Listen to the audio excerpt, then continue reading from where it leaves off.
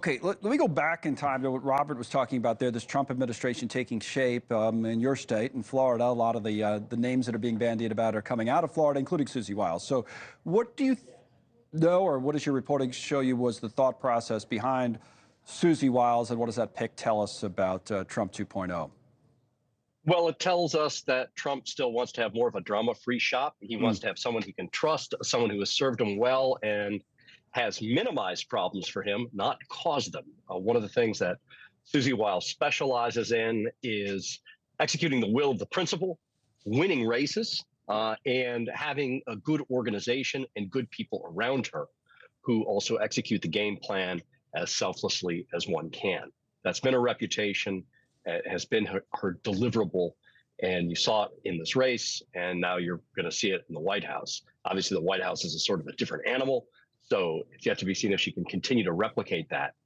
But her track record has been very good as far as her service of Trump, other politicians. She did have a falling out where she was, how do I say this scientifically, screwed over by Ron DeSantis, who she helped win, and who then in a peak of, I don't know what the right word is, paranoid jealousy, decided to summarily fire her and try to destroy her profession and her career and her reputation. And she survived that. Trump recognized the talent she had, brought her back in his 2020 campaign. And then when Trump was at his low point in 2021, after January 6th, after everyone said, this guy can't do it, he's not going to be able to run again. If he does, he's going to get crushed in the Republican primary. Well, he pulled her in, and she pulled her team in, and the rest has been history. That gets to the quality that Trump is said to value more than any others, loyalty, right? That she's been loyal to him.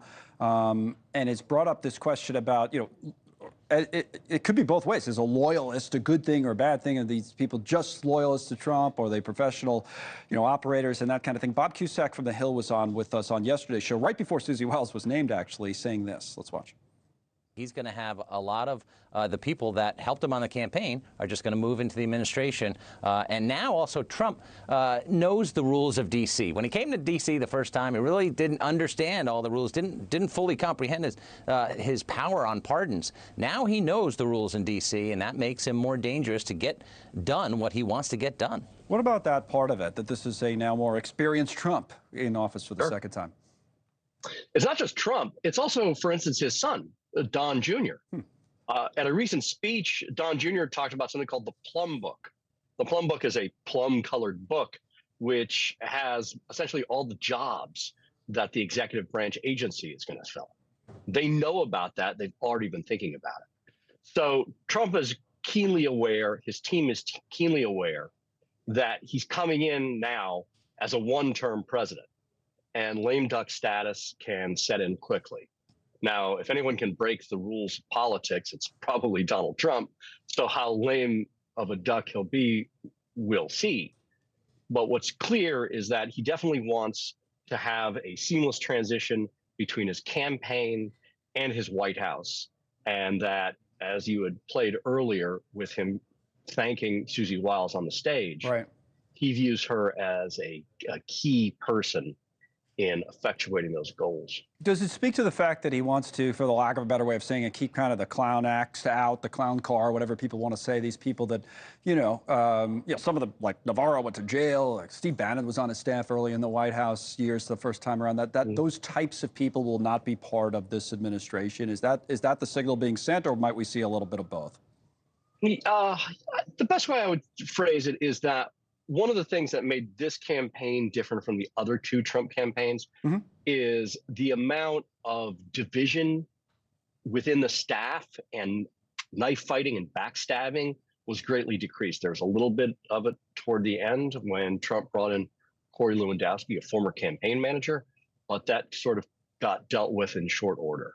And Trump's first White House, especially at the very beginning, he had sort of the same problems.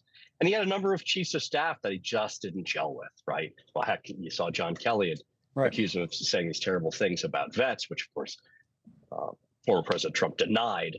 But you're not going to see Susie Wiles in that sort of situation. Right. She has the experience. She's been around him for long enough. She has the temperament. I think that's the important thing, is that this is a person who understands I'm not here to make myself rich or famous. I'm here to serve the president. And prior to that, she was there to serve the candidate. Thanks so much for watching. Just go to joinnn.com to find NewsNation on your television provider. And don't forget to click the red subscribe button below to get more of NewsNation's fact-driven, unbiased coverage.